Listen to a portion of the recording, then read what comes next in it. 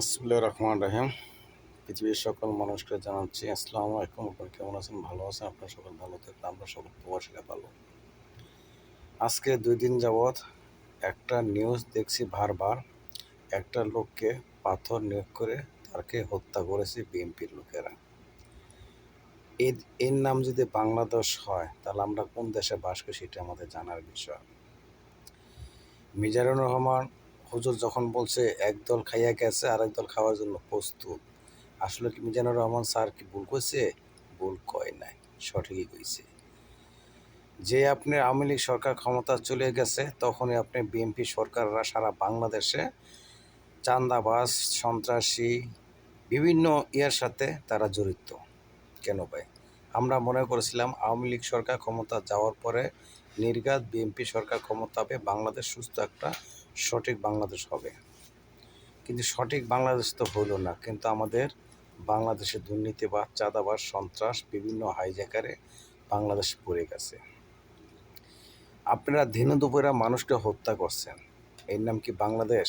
এর নাম কখনো বাংলাদেশ হতে পারে না। পুলিশের কথা কি বলবো? পুলিশ জনগণের বন্ধু, কিন্তু পুলিশ জনগণের বন্ধু না। পুলিশ হলো এখন বর্তমানে হাতে চুরি পিনতে তারা বসে আছে, বসে বসে তারা মশা মারছি, তারা মারছে। পুলিশ কি করবে? কারণ পুলিশ তো হাত বাঁধা। আর সেনাবাহিনী বড় বড় কথা বলে, আমরা হলাম জনগণের বন্ধু, জনগণের বিপদ আপদ সব কিছু আমরা দেখবো। এখন কি আপনারা দেখছেন? পারছেন কিছু করতে? বিএনপিদেরকে কিছুই পারেন না। বিএনপিরা বারবার মানুষকে হয়রানি করছে, বিএনপিরা মানুষকে ধ্বংসের দিকে নিছে। কে কোন পার্টি করে সেটা তো জানার বিষয় না। বিষয় হলো একটা ব্যবসায়ী, তার সন্তান আছে, তার বউ আছে, তাদেরকে কে দায়িত্ব নিবে? আপনি নেবেন? কেউ নিব না। কিন্তু তাহলে কেন আপনারা তাদেরকে গ্রেপ্তার করেন? গ্রেপ্তার করে থানাতে কর্তমাস চালান করে তাদেরকে রায়ও হয়, ফাঁসি হবে, এটা হবে, ওটা হবে, কিন্তু আপনারা সরাসরি কি তাদেরকে ফাঁসি দেখছেন? দেখেন নাই।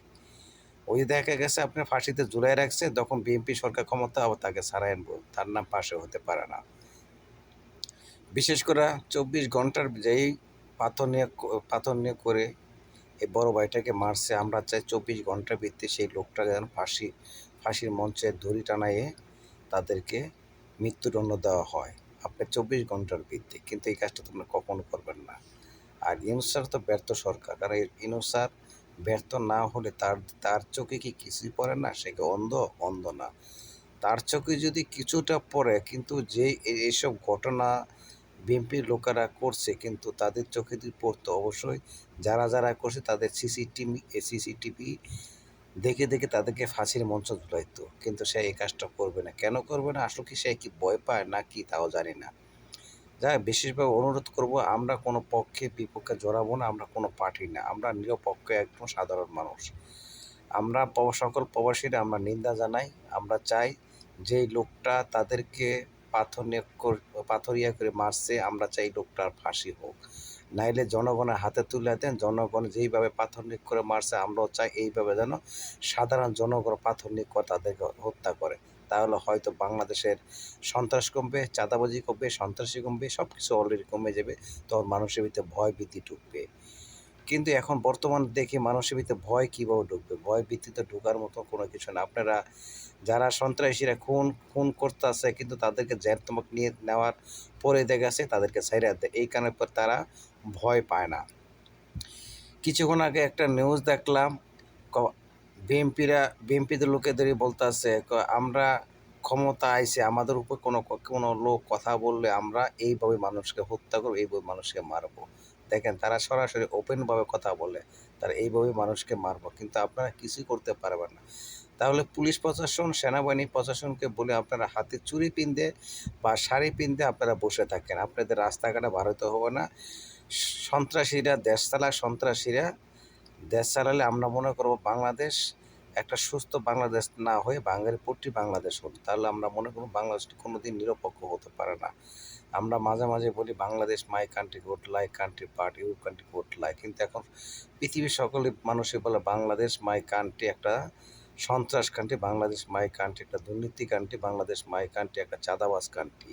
তা আমরা গর্বের সুরে তো কিছুই বলতে পারি না, কিন্তু আমরা চাই আপনারা হাতে চুরি, সেনাবাহিনী, পুলিশ প্রশাসন এবং সরকার হাতে আপনারা চুরি বিন্দে বসে থাকেন, তারা লুটপাট করে, সন্ত্রাসী করে তারা জীবনযাপন করে, এটিই ভালো। তারপরও তাদের হাতে আমরা মরে যাব, কিন্তু আমরা আমরা মরে যাব তাও আমরা শান্তি। কিন্তু আপনারা বুক ফুলে কইবেন সেনাবাহিনীকে আমরা জনগণের বন্ধু, আমরা জনগণের জন্য সব কিছু করতে পারি, কিন্তু আপনারা হাতে চুরি বিন্দা বসে আছে, কি করতে পারছেন আমরা দেখতেছি।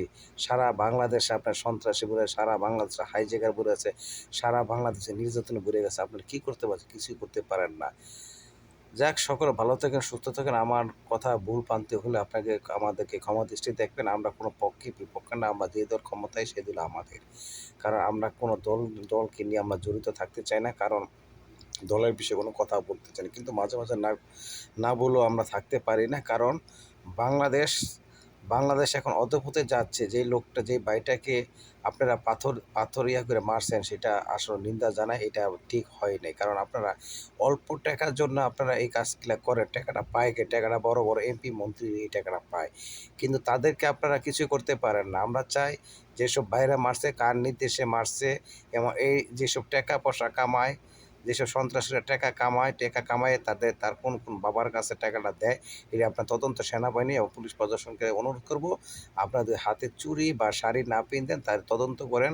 তদন্ত করে দেখেন কোনো এমপি মন্ত্রীরা এই টাকাগুলা ভাগ পায়, তাদেরকে ধইরা রাস্তার মধ্যে কাপড় খুললা, স্যান্ডেল দিয়া, জুতা মেরে তাদেরকে পাথর নিক্ষণ, তাহলে আমাদের বাংলাদেশ একটা সঠিক একটা বাংলাদেশ হবে, সুষ্ঠু একটা বাংলাদেশ হবে। আমরা বলবো হ্যাঁ, Bangladesh my country good life. দেখ, সকল ভালো থাকুন, সুস্থ থাকুন। আল্লাহ হাফেজ।